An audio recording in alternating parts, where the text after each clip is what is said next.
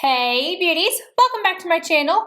Today we're going to be playing in the Makeup Geek holiday palette called the Stroke of Midnight. There are other things in the collection, I believe some lashes. She came out with some blenders, like makeup blenders for your face, as well as some lip products, but really I just wanted to try out the palette and this is what it looks like. I'm going to show you guys everything, tell you the details, swatches and whatnot. I'm going to get into this eye look and then I will give you guys my thoughts at the end. I'm going to compare it to the Many MUA palette. So those will be in there. So first off, this again is the Stroke of Midnight palette, and this is not what the palette actually looks like. This is a little sleeve. So I thought that the front of it was actually going to be this picture, which I think is stunning, but as you can see, it's just a sleeve and it's just like the other palettes. It looks like this, and you've got your names on the back. Again, you have a large mirror, and then here are the shades. There's 9 shades in the palette, and you're getting a mixture of matte, duochrome, and foil shades, and the palette only retails for $35. So she's dropped the price down, and I think that is perfect. I think that is a very reasonable price for the palette. So I'm going to go ahead and show you guys the swatches. Soiree, duochrome foiled eyeshadow with pink and orange reflex. Magnifique, light cool nude matte. Armor, medium warm brown matte.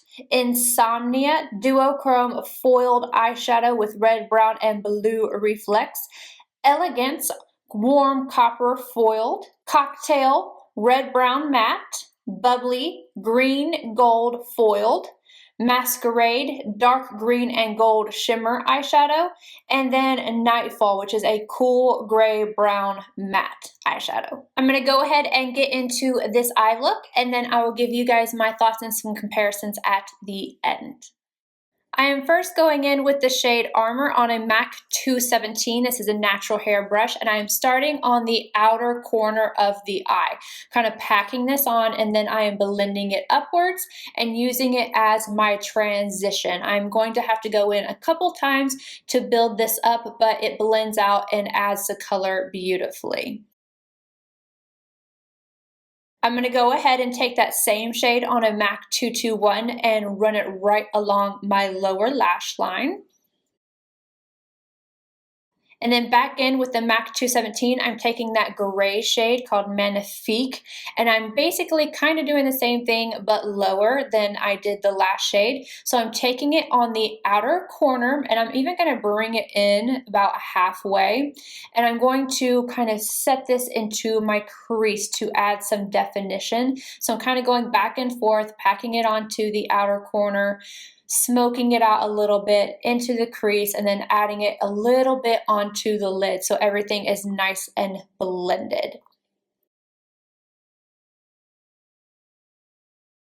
With the MAC 221, I am taking the shade Cocktail, and I am tapping this into place at first on the outer corner of my eye. I wanted to make sure that this is going to adhere before I tried to bring it up just a little bit, but the majority of this color is going to stay on the outer corner.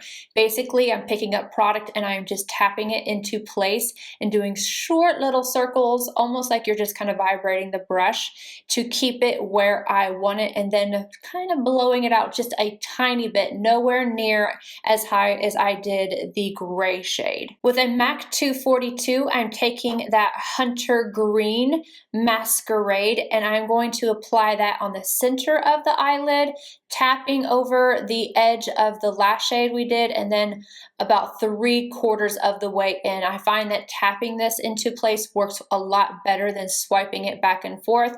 If you wanted this to be a little bit more intense, you could definitely go in with it wet, but I'm just taking it dry and I'm applying it up to the crease, and this shade did give me quite a bit of fallout. Again, with the MAC 242, I'm taking that beautiful light green shade called Bubbly, favorite shade in the palette, and I'm going to put that on my inner corner, and I'm going to tap it over the edge of the last green we did, so we have a nice fade. This shade is so beautiful. I really have been enjoying this color overall in general.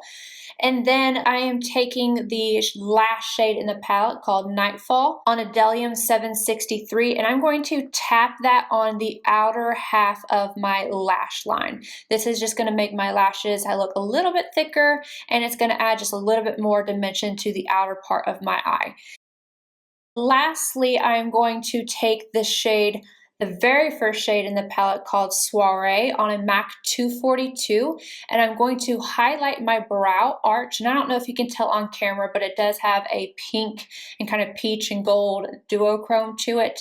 And then I'm going to highlight right underneath my lower lash line, right in the front, and then just a little bit on the inner corner to finish off the eyeshadows. To finish off the look, of course, I went in with 2 Milk Makeup liners. The one up top is the black one in the shade Boss, and I only did the outer 3/4. Inner rim down below is BCC, which is the nude, and then I ended with some mascara.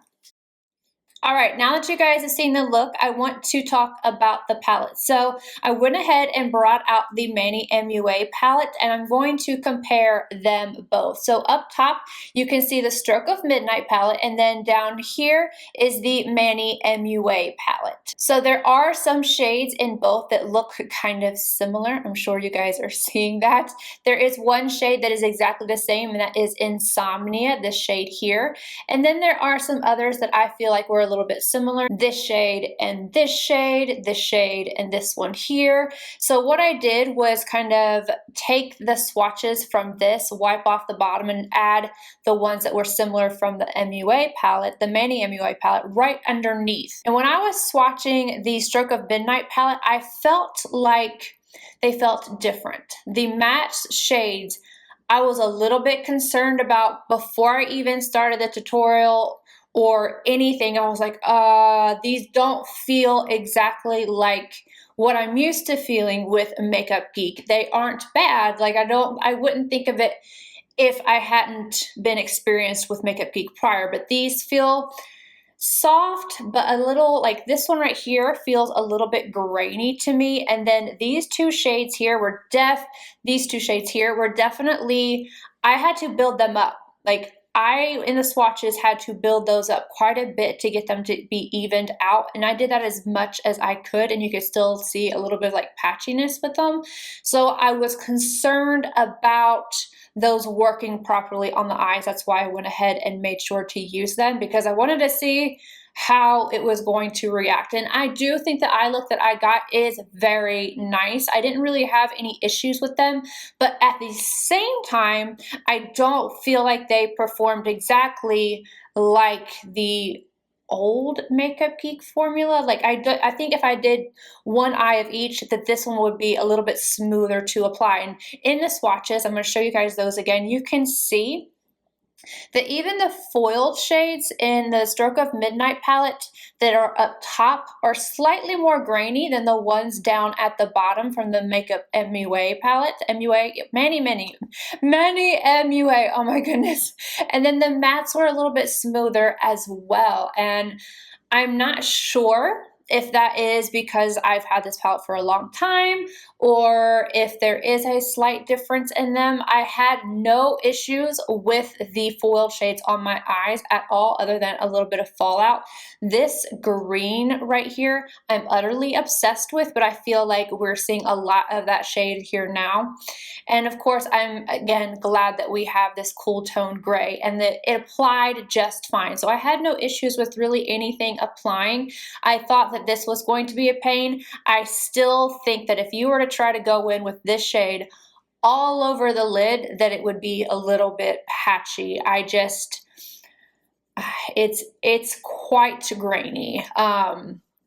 but that's just an assumption. And when I feel this one down here, it's smoother than that one. So color scheme wise, I think that this is beautiful. It's stunning. I like the look that I got. I like this shade the most. This one again is a repeat, and you see it in a lot of different palettes. I've seen this shade a million times. This green is really nice, but everything else is kind of something that you're going to have already in your collection, which I don't necessarily mind. I collect palettes, so I'm just letting you guys know.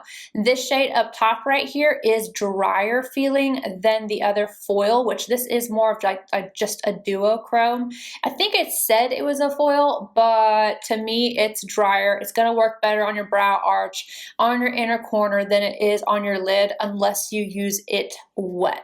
Overall, I like this palette. I think it's beautiful, but I do have to be completely honest with you guys and tell you that I do think there is a quality difference between what used to be and what is now, at least between these two palettes. And then I have a whole ton of singles. And I was going through those singles and feeling them and trying to make sure. So I do think that there's a slight difference, not enough to make me not want to purchase Makeup Geek, but I have to let you guys know. Anywho, I hope you guys enjoyed this video. Let me know if you did, or if you're picking this palette up, if it's a skip for you. And I will see you guys in my next video. Bye guys.